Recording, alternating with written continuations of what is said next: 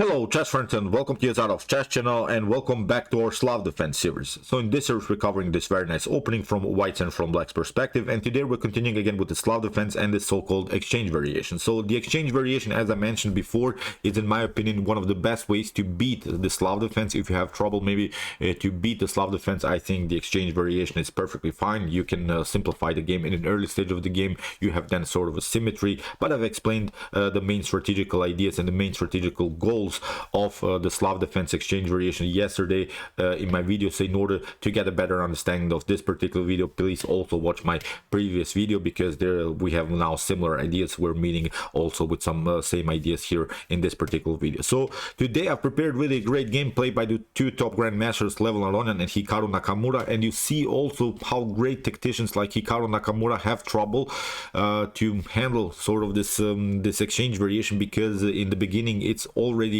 sort of a one-way ticket. White has opportunities to occupy some weak squares in black's position. As I said yesterday, we have talked about the weak squares in the exchange variation, so today with similar really strategical elements. So let's check out now a different line that Hikaru Nakamura tried here in order to get the bishop activity. I'll explain of course what's all about. So as I said, this is simply a different idea that you probably face many times if you are going in the exchange variation. So here Level Aronian opens with the move d4. We have d5 by Hikaru, c4 c6, c takes d5. As I said, c takes d5. We have now again the symmetrical pawn structure here. As I mentioned before, the main goal of whites is of course to occupy the c5 square and the e5 square, because in the static center setup like this, you want to simply get the control of these two squares. On the other hand, of course, black is trying here to get this two centralized squares. What we can talk about here, I think it's very important, because we can say about also piece activity that the bishops are not so dangerous here in this position. So that's why you should always evaluate your knights, because the knights are the best pieces in order to create this outpost on the square c5 and e5. So that's why I think in this particular symmetrical positions that the knight is worth like a bishop. So that's why you should watch out for your positional trades of pieces. So after move c takes d5, now of course bishop to f4. You don't want to play first e3, because then you're locking your own bishop. Here in the continuation we have knight to c6 by Hikaru, we have e3, knight to f6, and here knight to c3. Again, I'm pointing out, we have talked about also yesterday some ideas. Knight to f3 would be risky. Then you risk, I think, maybe this kind of an opportunity for black. Black will probably pin you because black has several problems in order to develop the light square bishop. So that's why I think we'll see many times if you play an early knight to f3, then black will probably pin you with the move bishop to g4. So that's why it's very important to delay this move knight to f3, because you can maybe try ideas like knight to e2, where after a potential bishop to g4 you could still play f3. But knight to e2 immediately is not good, because of course you're blocking out your own bishop. So that's why you have to delay the knight moves. First you play some other moves, then of course when the time comes, then it's time to play maybe knight to f3 if your opponent maybe first plays the move bishop to f5. But as I said, I've explained yesterday already this positional ideas by black. So here comes knight to c3, and now Hikaru plays bishop to g4.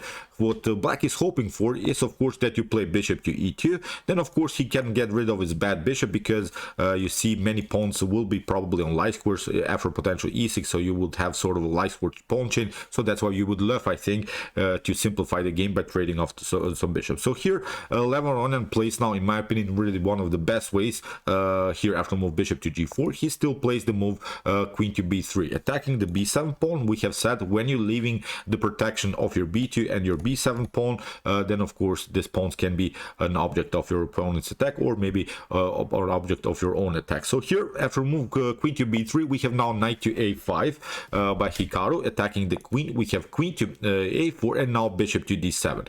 Here Level Aronian plays now a great move again, bishop to b5. Although it seems so that this positional trade of pieces would be good for black, but actually black cannot take here because of knight to b5, and then you don't have a good protection of your c7 square square, you see there are also discovered threats here with knight to c7, so that's why here black is simply tactically lost. So whatever you do, even if you try to cover, still this opportunity works. Knight to c7 is immediately winning because you cannot take, it comes with a check. First we take and then we take out the rook, so it's simply game over. So that's why black has to be also careful. After move bishop to b5, here we have knight to c6, but now comes this move queen to d1. We have now a6, bishop to d3. You don't want to play bishop to e2, as I said, then you have to play knight to f3, so that's why here bishop to d3 more accurate. Now comes again this idea bishop to g4, but now you see with a little bit movement of pieces, now finally Aronian found a great way how to develop the knight. And now okay, if you want to take, you can take it, but now there is also positional risk in the continuation of the game.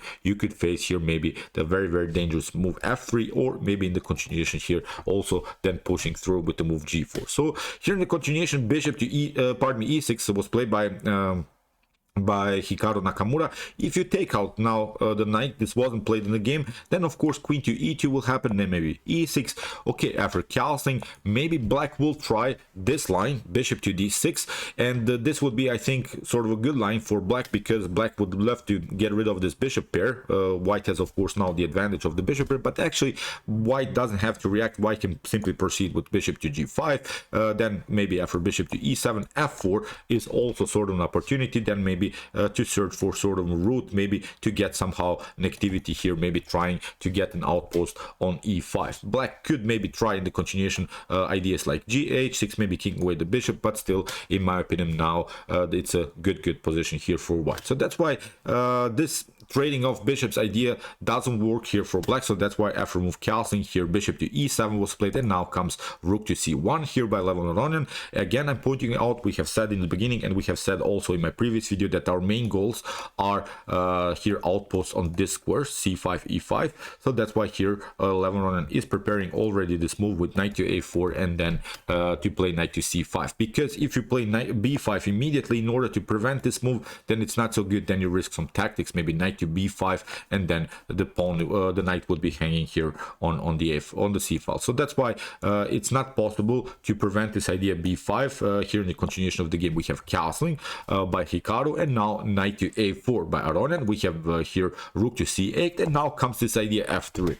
It's a good choice because still we have a good control of the center. Okay, maybe you have sort of a weakness here on e3, but still you have your dark square bishop on the board, and what we want to do, as we said, is simply to get an outpost here on c5. If black prevents this move b with the move b6, it's not possible, you see, because then also the a6 pawn is hanging. So it's already a very nice game here, I think, for white. White will find a way to cement this knight on this very important square. So here after move f3, we have bishop to h5, we have now knight to c5, we have here bishop to c5. Here Hikaru Nakamura doesn't tolerate this knight on a very active square, and now we have a great choice here by Aronian, and he plays now d takes c5, because there is now of course a great positional risk here, because white will probably try here to move bishop to d6, will get an extra tempo against the rook, and what white can do now in the continuation of the game is use here this 3 versus 2 pawn majority on the queen side. So with the support of the bishop here, these bishops are aiming of course towards the queen side, and when we start to push pawns,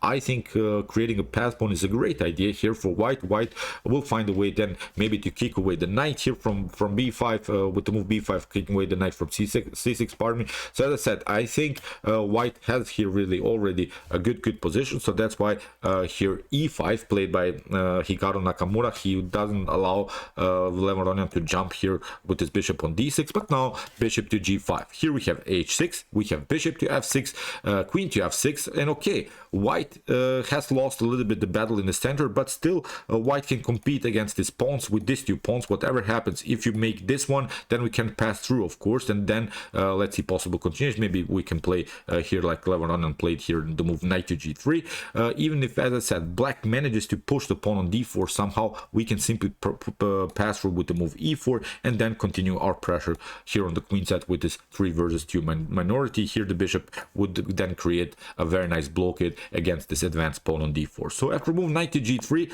we have queen to g5 by Hikaru Nakamura. We have queen to d2, protecting the pawn, and now it seems so that Hikaru Nakamura gained something because he plays now a dangerous spin. But here again a great move by Aronian. He plays now the move queen to e1, because if you take, of course, we take here d takes e3, and then of course the bishop is hanging, so it's not good continuation. So that's why here Hikaru was forced to play d takes e3. But now of course knight to e4 comes with the tempo. We have now queen to e7, and now this very powerful knight outpost on d6. It's of course creating this attack against the rook. The rook has to move, and now finally queen to e3, and this is now a good position for white. I think still nothing dramatically has changed. The knight is on a good square, the bishop is really good here, centralized, the queen is centralized, the rook is supporting our main cornerstone of the attack. It's of course the c5 pawn, and now a3 b4 b5 and similar stuff, and I think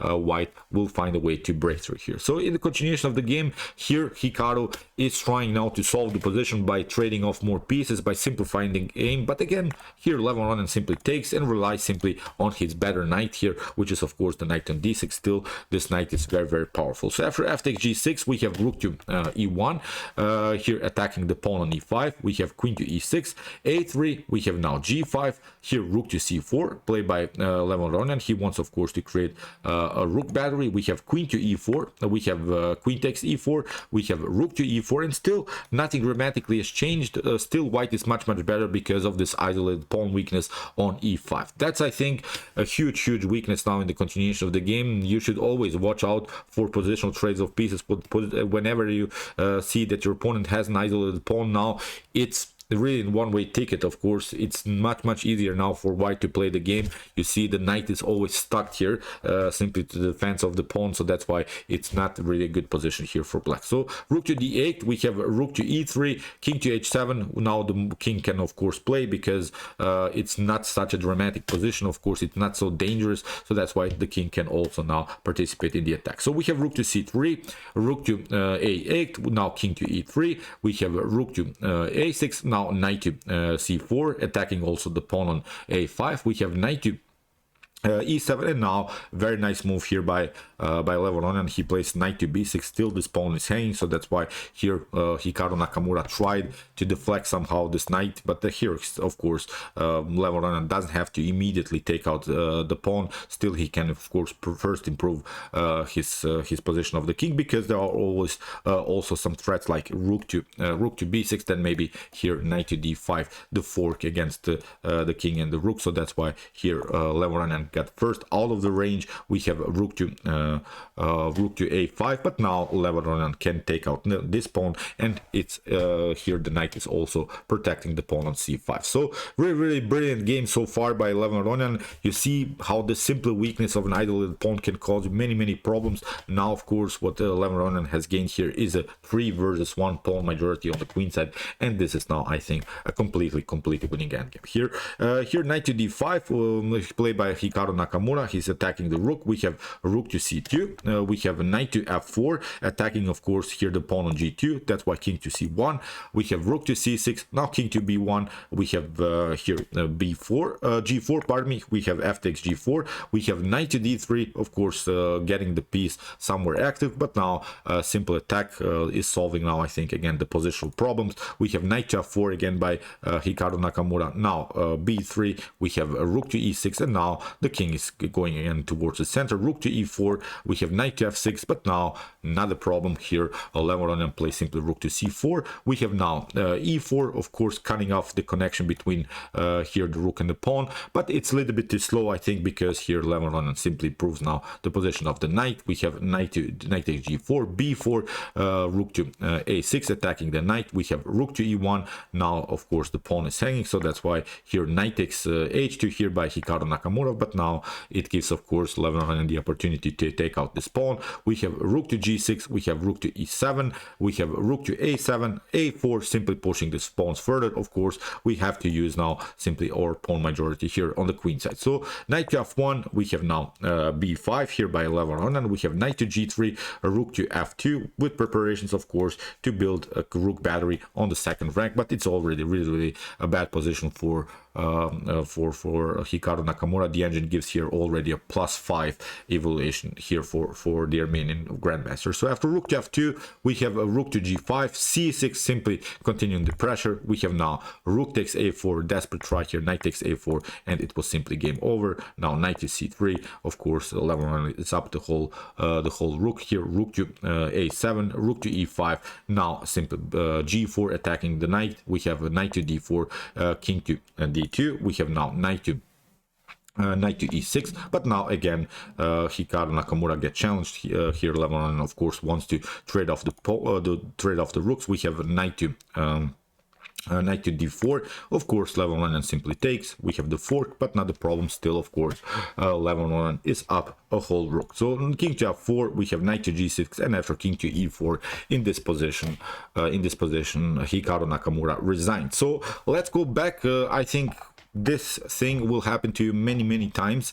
So after move here c takes d5, we have said bishop to f4, and now this idea bishop to g4 will happen to you many times, because black is trying really to get rid of this bad bishop, because this bishop has of course a good diagonal, but in the continuation of the game you see the light square bishop gets always in some kind of problem, because the bishop is always stuck a little bit to the defense of the b7. Now, as we said, you don't want to do this, you don't want to play bishop to e2. Then I think the game is more simplified here. Lebanon plays now the best move, queen to b3, here queen to a5, then the check. Taking out is not a possibility. You're inviting your opponent's knight into the game. So I think that's sort of a line that you should memorize in order to beat blacks after this exchange variation. So okay, I hope that you realize these ideas, and I hope that you enjoy this game. I really enjoyed it a lot, because these things will happen to you many times. I think if you're d4 player, and if you face of course the Slav defense, and if you want to study more